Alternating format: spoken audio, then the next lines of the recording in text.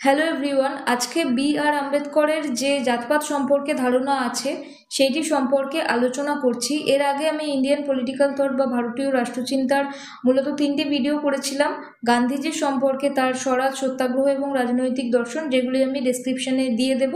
আজকে আজকে আম্বেদকরের যে ধারণা জাতপাত সম্পর্কে আছে সেইটি সম্পর্কে মূলত বলবো।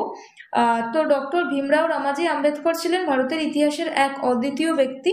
তিনি শুধুমাত্র ভারতের সংবিধানেরই স্থপতি নন, তিনি ছিলেন সমাজ সংস্কারক, অর্থনীতিবিদ, আইনজ্ঞ এবং নিপীড়িত মানুষদের যে মুক্তির এক অগ্রণী নেতা। কেন নিপীড়িত মানুষদের? কারণ তিনিও সেই নিপীড়িত ক্লাসেরই অন্তর্গত ছিলেন। সেই ছোটবেলা থেকে তিনি সেই বৈষম্যমূলক আচরণ সমাজের কাছ থেকে তিনি দেখেছিলেন এবং তিনি নিজের জীবন দিয়ে সেইগুলো উপলব্ধি করেছিলেন। যেখানে তিনি যখন ছোটবেলায় স্কুলে পড়াশোনা করতে যেতেন, তখন তার সঙ্গে যে সমস্ত বৈষম্যমূলক আচরণ করা হতো, তাকে আলাদা আলাদা জায়গায় আলাদা একটা সেকশন থাকতো যেখানে বসতে দেওয়া হতো, এবং একই জায়গা থেকে জলপান করার কোনো অধিকার ছিল না। যারা হায়ার কাস্টের, যারা তৎকালীন পরিপ্রেক্ষিতে যারা অন্য ক্লাস থেকে বিলং করতো, যারা ব্রাহ্মণ কাস্ট থেকে বিলং করতো, তারা বেশি সুযোগ সুবিধা পেত তার বদলে। তো তিনি সমস্ত কিছুই ফেস করেছিলেন। তো আম্বেদকর মনে করেন যে জাতপাত ভারতীয় সমাজের অগ্রগতির সব থেকে বড় অন্তরায়।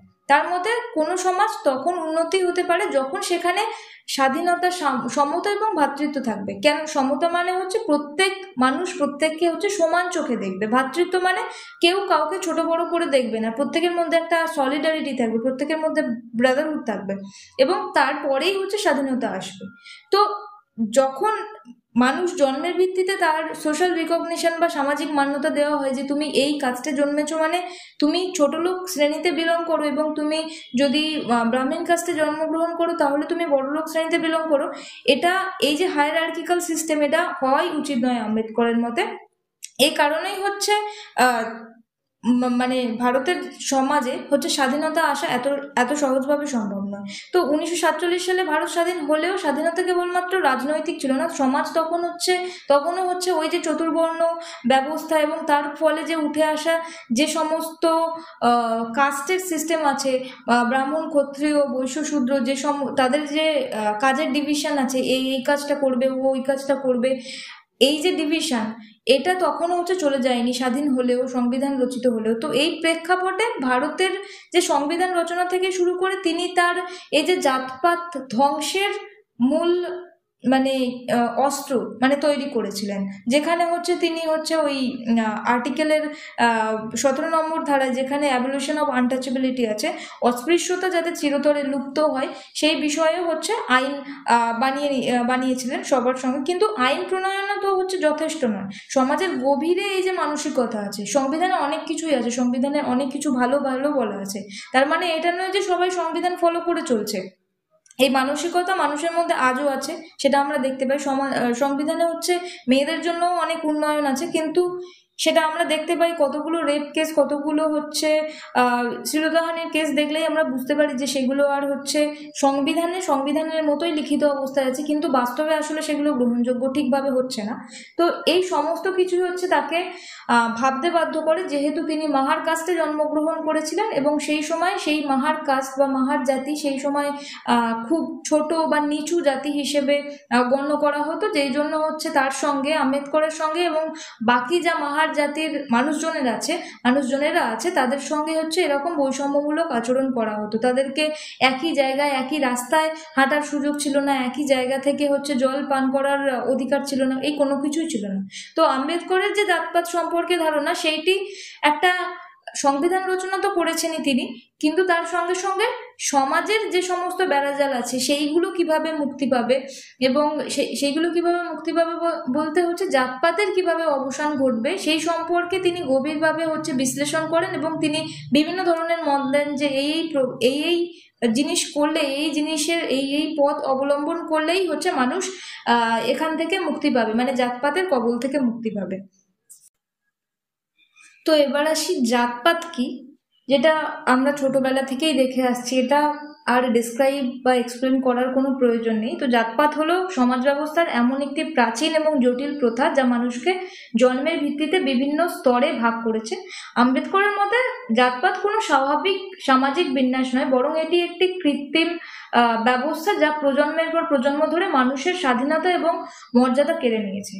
কেন স্বাধীনতা এবং মর্যাদা কেড়ে নিয়েছে? কারণ জাতপাতের ভিত্তিতেই একটা সোশ্যাল ক্লাস নির্ধারিত হয়, যে সেই ব্যক্তিটি যে কাস্টে জন্মগ্রহণ করুক না কেন, তার জন্য সেই কাজটাই বরাদ্দ, যে কাজটা হচ্ছে আজন্ম কাল ধরে হয়ে আসছে। তো মূলত হিন্দু সমাজে জাতপাতের যে উৎপত্তি, সেটা হচ্ছে বর্ণ ব্যবস্থা থেকে হয়েছে।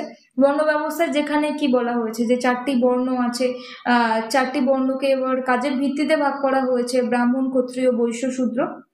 ব্রাহ্মণরা যেখানে শুধুমাত্র পুজো পাঠ করবে এবং সাধারণ ওই সব গুরুকুল টাইপের জিনিস বানিয়ে সাধারণ মানুষকে শিক্ষাদান করবে, এবং ক্ষত্রিয়রা কি করবে, যারা যোদ্ধা শ্রেণীর মানুষজন, যারা একটু শাসক টাইপের।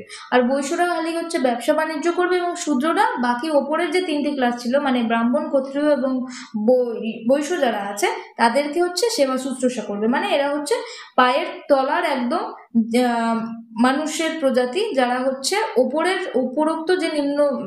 উপরোক্ত যে শ্রেণী আছে তাদেরকে সেবা করবে। কিন্তু সময়ের সঙ্গে সঙ্গে এই যে বিভাজন, এই যে বর্ণ বিভাজন আস্তে আস্তে জন্মের সাথে জুড়ে যায়। অর্থাৎ একজন মানুষ যদি কোনো পরিবারে জন্ম নেবে বা জন্ম নেয়, তো সেই পরিবারের তার যে সামাজিক মর্যাদা, পেশা, যে অধিকার, এই সমস্ত কিছু নির্ধারণ করে দেয়। মানে কোনো ব্যক্তি যদি বৈশ্য পরিবারে জন্মগ্রহণ করে, সে ব্যবসা বাণিজ্য করবে, এটা তার ভাগ্যের একদম নিশ্চিত।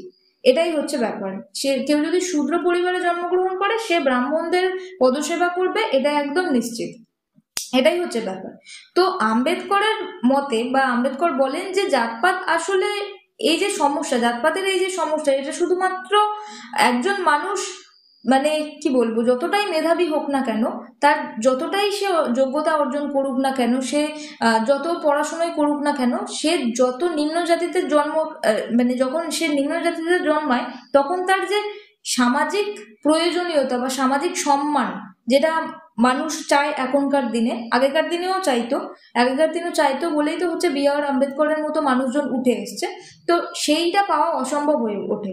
কারণ যদি কোনো শূদ্র বর্ণের মানুষ, শূদ্র ধর্ম নয়, শূদ্র বর্ণের মানুষ যদি নিজের যোগ্যতায় একটা উচ্চ স্তরে কোনো হায়ার স্টাডিজ করে ফেলে, এবং সে কোনো জায়গার উকিল বা ব্যারিস্টার হতে চায়, তখন তাকে আর সেই সামাজিক মান্যতাটা দেওয়া হবে না, কারণ সে শূদ্র বর্ণে জন্মগ্রহণ করেছে। তাই জন্য তার যে জন্মগত পরিচয়, যে সে এই কাজটাই জন্মগ্রহণ করেছে, তাই তার একটা মানদণ্ড, একটা স্বীকৃতি আগে থেকে একটা স্ট্যাম্প লেগে গেছে, যে সে শূদ্রই, সে নিম্ন বর্ণেরই থাকবে, সে কখনো উচ্চ বর্ণের কোনো কাজ সে করতে পারে না।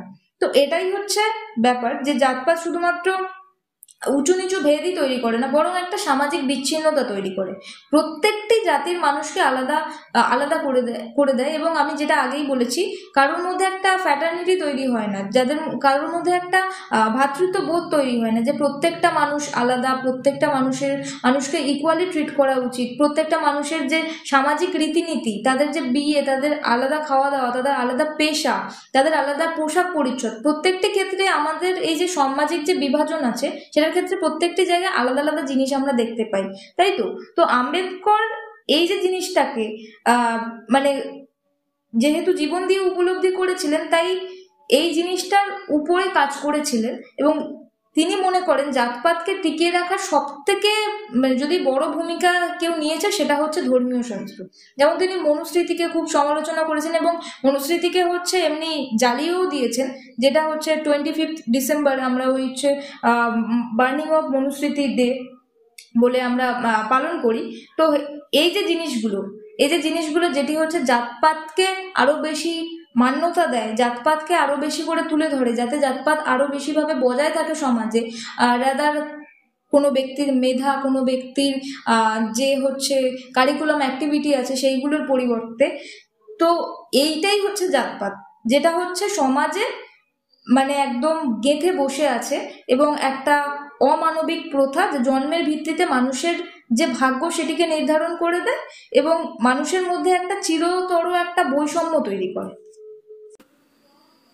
জাতপাত ধ্বংস করার পিছনে সব থেকে বড় লেখা যেটি আম্বেদকরের দ্বারা রচিত সেটি হচ্ছে অ্যানাহিলেশন অফ কাস্ট, যেটি পুরোপুরিভাবে জাতপাত কিভাবে ধ্বংস করা যায় বা সমাজে এই এই যে বৈষম্যমূলক আচরণ কিভাবে হচ্ছে কমানো যায় সেটি সম্পর্কে একটা গুরুত্বপূর্ণ বক্তব্য এই বইটি তুলে ধরে।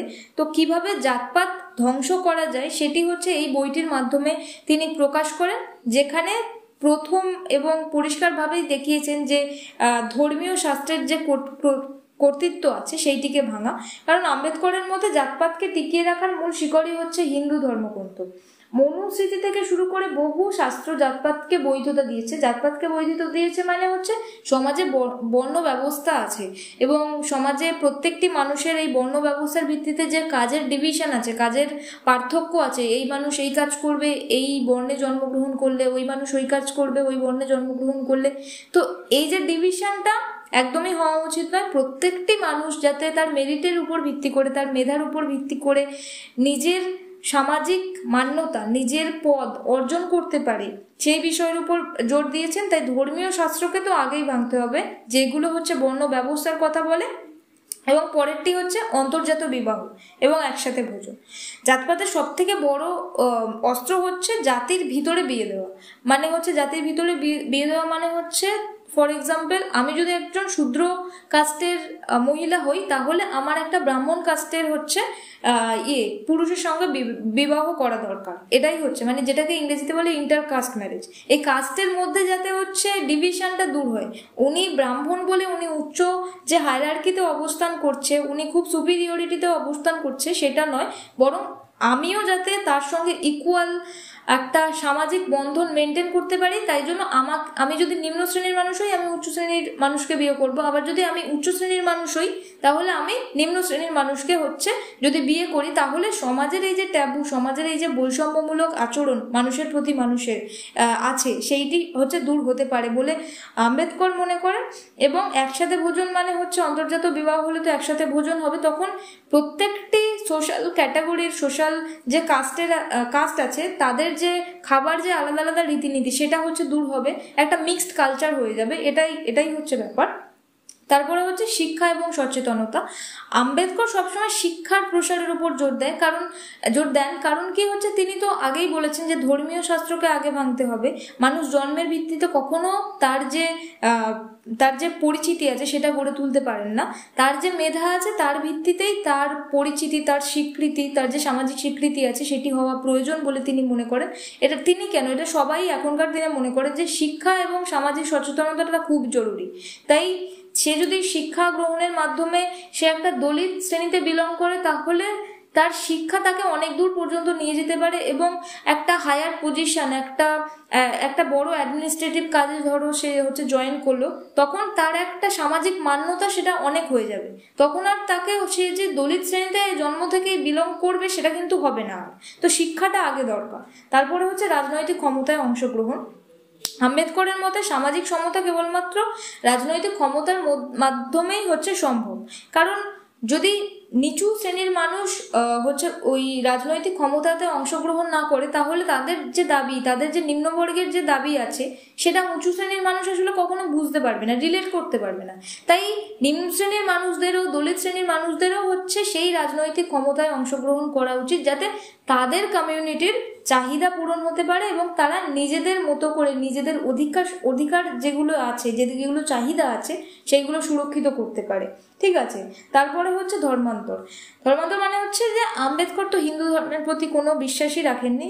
তার কারণ হচ্ছে হিন্দু ধর্মের এত সমস্যা, এত বৈষম্য প্রত্যেকটি ব্যবস্থার মধ্যে, তাই জন্য তিনি আস্তে আস্তে নিজের জীবনের পরবর্তী পর্যায়ে হচ্ছে বৌদ্ধ ধর্ম গ্রহণ করেন এবং বৌদ্ধ ধর্মে যেখানে হচ্ছে সমতা, ভ্রাতৃত্ব এবং স্বাধীনতার শিক্ষা দেয়, বরং হিন্দু ধর্মের থেকে ঢের ভালো হচ্ছে তার মতে এবং তিনি মনে করেছিলেন। তাই হচ্ছে ধর্মান্তর এর উপর জোর দিয়েছেন। তো এই কতগুলো পথ অবলম্বন করলে জাতপাতকে ধ্বংস করা যাবে বলে হচ্ছে আম্বেদকর মনে করেন, বা হচ্ছে তিনি যে সমস্ত জিনিসগুলো হচ্ছে অ্যানাহিলেশন অফ কাস্ট এই যে গ্রন্থটিতে হচ্ছে প্রকাশ করেন, এইগুলোই হচ্ছে সেইগুলো। ইন্টারকাস্ট ম্যারেজ, তারপরে হচ্ছে এই যে ধর্মান্তর করতে হবে, তারপরে হচ্ছে শিক্ষা এবং সামাজিক সচেতনতা, মানুষকে বেশিভাবে শিক্ষিত করে তুলতে হবে, এই সমস্ত কিছুই হচ্ছে জাতপাতকে ধ্বংস করতে পারে বলে তিনি মনে করেন। তো এটাই ছিল হচ্ছে আজকে আম্বেদকরের জাতপাত সম্পর্কে কি ধারণা ছিল এবং তিনি কিভাবে জাতপাতকে ধ্বংস করার জন্য কিভাবে মত দিয়েছিলেন, কতগুলো পথ অবলম্বন করার কথা বলেছিলেন মানুষজনকে, যাতে হচ্ছে সমাজ থেকে এই যে বৈষম্যমূলক আচরণ মানুষের সারা জীবন ধরে হয়ে আসছে সেটি ধ্বংস হতে পারে, সেটি সম্পর্কেই হচ্ছে তিনি বক্তব্য দিয়েছিলেন। তো থ্যাংক ইউ।